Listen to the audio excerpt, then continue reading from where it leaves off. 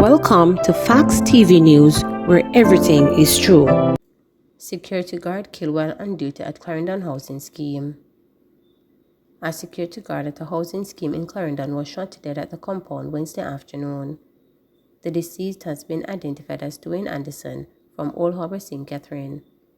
Preliminary reports are that around 4 p.m., Anderson was on duty at the Hummingsbird housing scheme in Birds Hill in the parish when he was approached by several men.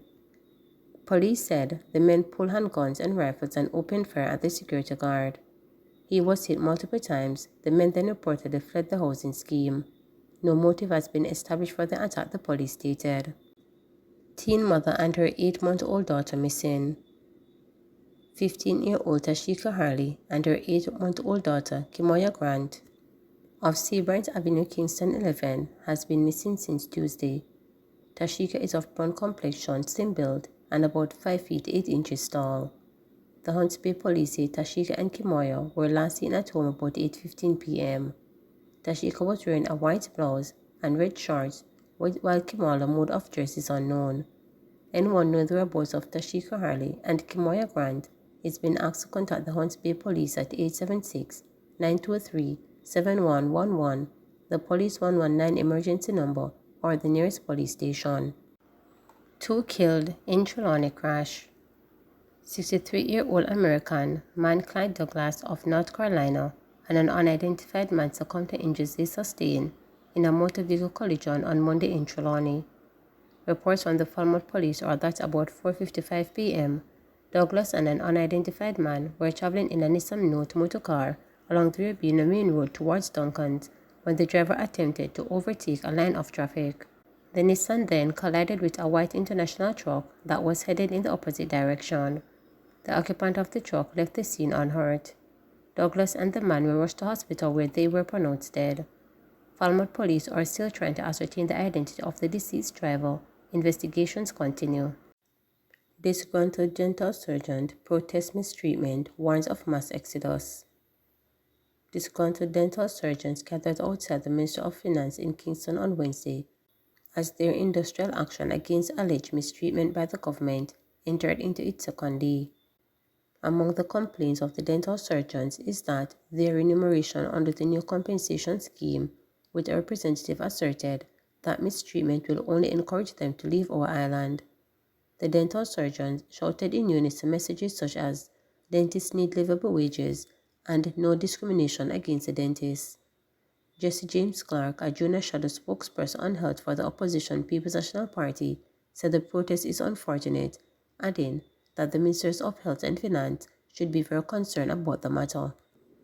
It's unfortunate that it had to get to this point, and you see this being repeated in many of the groups of healthcare where they have to demonstrate before any type of attention is given to them. We need to be more proactive. The Minister of Health and Finance need to be more proactive, Clark stated. The Minister of Finance has not responded to a request that they had for a meeting for April this year.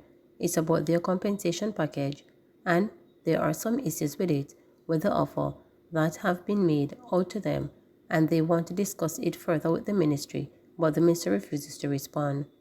They are now demonstrating to see if they can get the attention of the public and the minister to intervene so that they can come to some sort of agreement, he stated. You won't have any dental surgeons across the island offering any services because they are here demonstrating.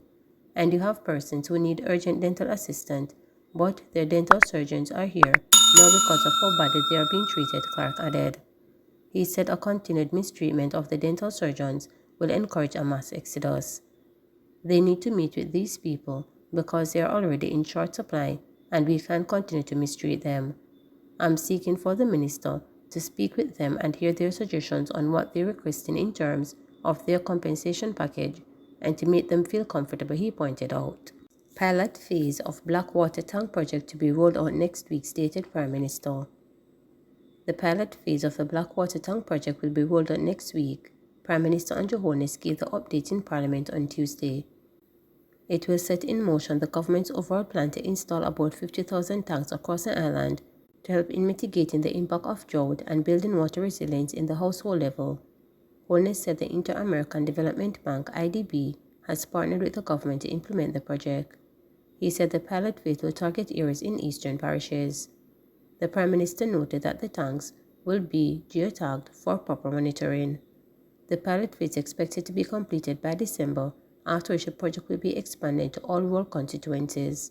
I am happy to announce that the pilot of the Rural Water Household Resilience Program is ready to commence. The government is partnering with the IDB to distribute and install 3,400-gallon tanks with supporting infrastructure for rainwater harvesting in the constituencies which were hardest hit by the drought in the first 6 months of the year.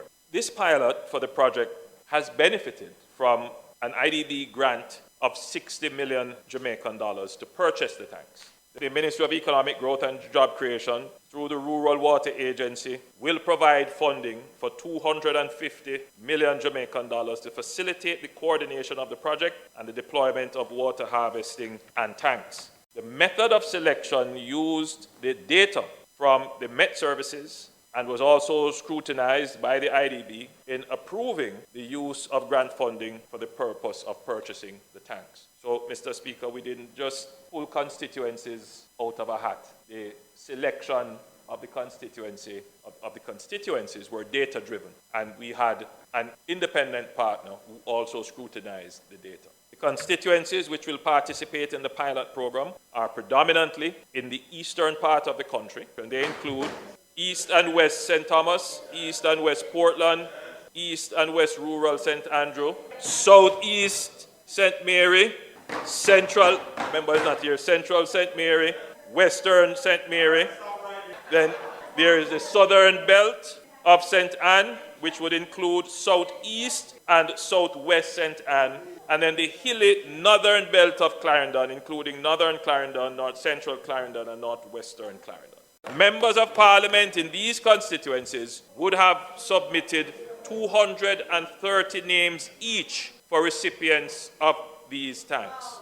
The teams at Rural Water and the Social Review Committee will commence the rollout of these household rainwater harvesting systems and tanks next week. The same oversight process as the social housing program will be used in assessing the recommendations. Each location that a tank is installed will be mapped and geotagged to ensure accountability, but also to ensure we start the process of properly assessing our true national storage capacity for water. RJL Jamaica Limited announces management changes. Chief Executive Officer of the RJL Gleaner Company Group, Gary Allen, will demit office effective December 31, 2023. Deputy Chief Executive Officer for Print and Digital Services, Anthony Smith, will assume duties as the new CEO on January 1, 2024, the group's board chairman has announced. Chief Strategy Officer, CSO, Christopher Barnes, will be resigning as a director of the board of the parent company effective October 31, 2023, and so CSO on December 31, 2023, will also continue as a consultant with the group and remain on the Gleaner Company Media Limited and Broadcasting Subsidiary boards. The Board of Directors of RJL Jamaica Limited, RJL, the parent company of the RJL Group's communication, announces changes to its boards and executive management. A statement from the group says Mr. Allen will remain with the group, serving as Group Senior Executive, Corporate and External Affairs, working closely with Board Chairman Joseph and the new CEO. Allen will lead the regulatory and policy-making interface of the group, especially relating to digital switchover. He will continue to chair the boards of the overseas businesses in Canada, the United States of America, and the United Kingdom, as well as being a member of the editorial board, the boards of the print and broadcast subsidiaries, and being chairman of the RJL Group Sports Foundation.